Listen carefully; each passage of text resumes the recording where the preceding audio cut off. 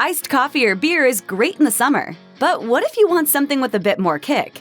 Canned cocktails offer taste, convenience, plus an alcoholic punch. They're definitely having a moment in the sun. So what do you need to know about them?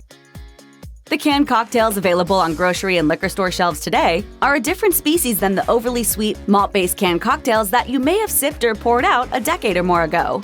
Today, the best contemporary canned cocktails rely on superior ingredients, with real, top-shelf spirits lending the canned concoction the taste of freshly mixed cocktails. And sometimes, they're even drummed up by professional bartenders. Manufacturers take it seriously. Many makers of canned cocktails try dozens of formulations, experimenting with different levels of sweetness, acidity, flavor, and alcohol before putting the winning recipe into production. The canned cocktails we're now popping and sipping are created with top-quality spirits, sometimes distilled in-house, and food-grade ingredients, including house-made cocktail bases. And the ingredients that go into canned cocktails impact more than just taste. They also play a role in how long they will last on the shelf, how carbonated they will be, plus how high or low the alcohol content will be. The explosive craft cocktail scene has certainly fanned the fires of innovation.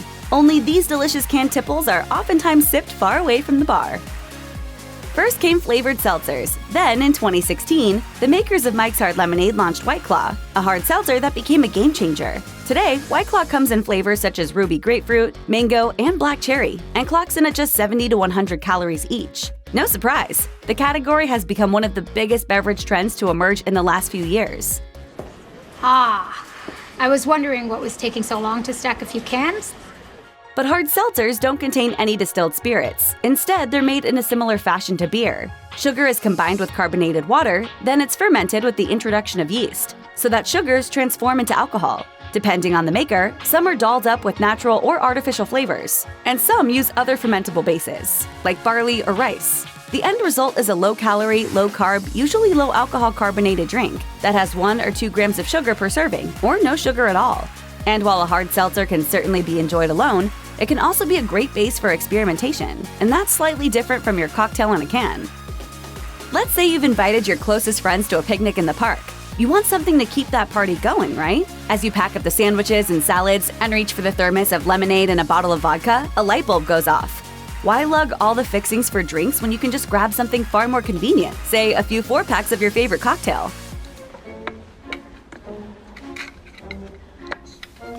To us. Accessibility and portability are some of the most appealing things about beer, and the same thing has contributed to the popularity of canned cocktails. You don't have to sidle up to a pedigreed mixologist at your favorite watering hole to enjoy a sophisticated, booze-laced cocktail, or rely on your own subpar shake and stir skills. Whether you're at the beach or at a backyard barbecue, all you have to do is reach into that cooler and zip open a cold one. A glass with ice is optional, and no bar cart necessary. If the choice of canned cocktails seems to grow every time you duck into the liquor or grocery store, it's not your imagination. Varieties are multiplying by leaps and bounds. The freedom to enjoy cocktails in as many settings as beer drinkers, plus the convenience and portability of cans have contributed to rising sales in the ready-to-drink arena of adult beverages, according to a report in Forbes. Spirit and wine-based ready-to-drink cocktails, usually sold in smaller-sized packages, engender larger sales, with $62 million in annual sales for spirit-based cocktails and $83 million for wine-based concoctions. And in 2019, both types achieved sales that were almost 40% higher than the previous year. Nielsen also notes that single-serve canned cocktails are hitting the spot for people doing any number of activities, from cooking on their backyard grill to chilling at the pool, hanging out at a music festival, or exploring the sights on vacation. Young companies are introducing new brands, longtime brands venturing into new directions, and they're all fueling the category with innovative, standout concoctions that were once only available at the bar, but are now the drivers behind a brand's success. With novel combinations piquing consumers' interest, creative companies are raising the bar for both innovation and the caliber of ingredients. Now that most everyone's tasted a perfectly made craft cocktail, there's no point in taking shortcuts. When it comes to unprecedented ingredients, the Copenhagen-based distiller Empirical Spirits just might take the cake. The Danish company sells one lightly carbonated iteration called Can 01, based on a spirit made from beet molasses and Belgian Saison yeast, and flavored with a host of ingredients: milk oolong cold brew tea, toasted birch tea, gooseberry spirit, Douglas fir spirit, and pomelo zest spirit. Can 02 uses the same spirit base, adding flavors of cold-infused sour cherry juice, sour cherry spirit, Keemun black tea cold brew, blackcurrant bud spirit, walnut wood tea, walnut wood spirit, and pinecone kombucha. Pushing the boundaries? That may be an understatement. On the other end of the spectrum, some makers, like the Michigan-based Virtue Cider, use minimal ingredients for maximum taste. For its Mezzo Spritz, inspired by classic aperitif spritzers, it mixes together hard cider, sparkling water, and botanicals for a gluten-free, vegan, and low-calorie refresher. I'm in love with you. Whether jazzing up drinks with herby flavors like elderflower or infusing cocktails with nitrogen to yield a smoother finish, cocktail makers are expanding the can category exponentially, and the variety is nothing short of mind-boggling. Whether you're craving a bartender classic or a brand new combo, today's crop of imaginative distillers and liquor brands have you covered. Post Meridium Spirits, for instance, blends its Mai Tai with a healthy helping of an almond syrup called orgeat, and small batch maker Cocktail Squad flavors its complex bourbon smash with blackberries, mint, rosemary, and lemon. If it's a coffee with a kick that makes your pulse race, the options are also plentiful. Even Pabst Blue Ribbon makes a hard coffee. And seriously, it might just change your mind about reaching for some PBR. Sometimes you want a drink that packs a wallop. Sometimes you want the adult flavor but without alcohol. And sometimes you want a drink that quenches your thirst while delivering a tiny buzz. Single-serve canned cocktails truly go the gamut, covering all manner of alcohol content, including no alcohol at all. Curious Elixirs, a Hudson Valley, New York maker, specializes in booze-free single-serve bottled cocktails inspired by classics like the Negroni, French 75, Cucumber Collins, and an Aperol Spritz, all perfectly suited to any cocktail hour. Made with organic juices, spices, herbs, roots, barks, and botanicals, the flavors are tart and complex. And of course, the alcohol content only goes up from there. Some of the tastiest canned cocktails around range from low to high ABV, or alcohol by volume, starting with Bravazzi Hard Italian Soda, available in flavors including Clementina and Limonita, and Miami Cocktail Co.'s Margarita Spritz, with hints of elderflower and ginger, which clocks in at 4.2% ABV. On the other hand, 5 Drinks Margarita mixed with hibiscus and habanero agave syrup hits the middle ground at 10%. Slow and Low Rock and Rye doesn't mess around with its high-proof concoction, delivering an old-fashioned-esque drink that's 42% ABV in a small 100ml can. You may remember the artificial-tasting canned cocktails from the 1980s or 1990s, or perhaps you were an early adopter of single-serve wine coolers way back when. Canned cocktails, it turns out, reach back way farther than the last few decades. The first pre-made cocktails were sold in the late 1800s, when the original cocktail boom was in its infancy. And like any legacy, the origin stories tend to differ, but we do know that the Heublein brothers launched their own line of packaged drinks in 1892. It's unclear if they were the first, because apparently news reports of bottled cocktails had begun to appear a decade earlier. The 1960s also proved a fruitful time for the canned cocktail. Many liquor companies back then jumped into the ready mix pool. Jim Beam, for instance, sold a bottled Manhattan, whiskey sour, and old fashioned, while Bacardi created a canned daiquiri.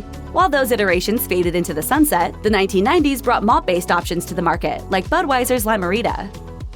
With their colorful cans, some boasting cool artwork, and their sublime ingredients, from organic, fresh squeezed juices to unusual herbs and spices, it's little wonder that canned cocktails appeal to the millennial market. The Atlantic reveals that many millennials are currently experiencing an aha moment while gazing at the refrigerator cases of their local grocery stores. The choice seems limitless. More sophisticated and discerning than older generations, millennials have been schooled on social media, so they know what to aspire to. Plus, they're no strangers to canned wine and craft beer, so canned cocktails aren't much of a leap.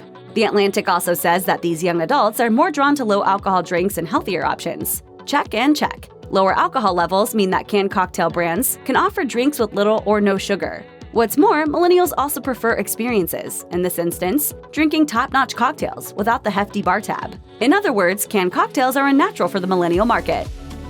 These days, smaller and emerging producers have earned a toehold in the canned cocktail sector, and they're gaining momentum thanks to their arsenal of innovative products. In some cases, the upstarts are hyper-local, making use of regional ingredients, and they may have even earned their experience in the craft beer business, equipping them with the cans and apparatus to make a move into other ready-to-drink categories. Many of these independent makers and entrepreneurs paved the way, leading a movement that has had a major impact on the beverage industry. Some makers were inspired by the popularity of drinks like the Aperol Spritz, while others were acutely attuned to changing tastes. While a handcrafted cocktail served at a swanky bar could run you anywhere from $15 to a whopping $25 for just one meticulously prepared drink, canned cocktails cost a pittance in comparison. Plus, they're often sold in handy packs of 4 or more. Party-perfect cocktails on a budget, you might say.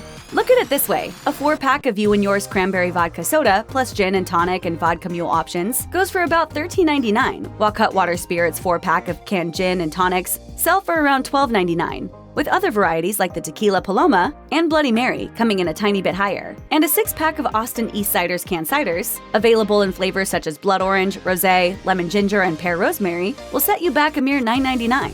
Livewire's collection of bartender-concocted canned cocktails retail for around $5.50 each, and the Finnish long drink, a sparkling gin and grapefruit combo, is priced at around $17 for a 6-pack, while Sipponi's offering, made with whiskey, locally sourced honey, and lemon juice, costs around $9 a can. You're not going to be able to hit the bar for those prices.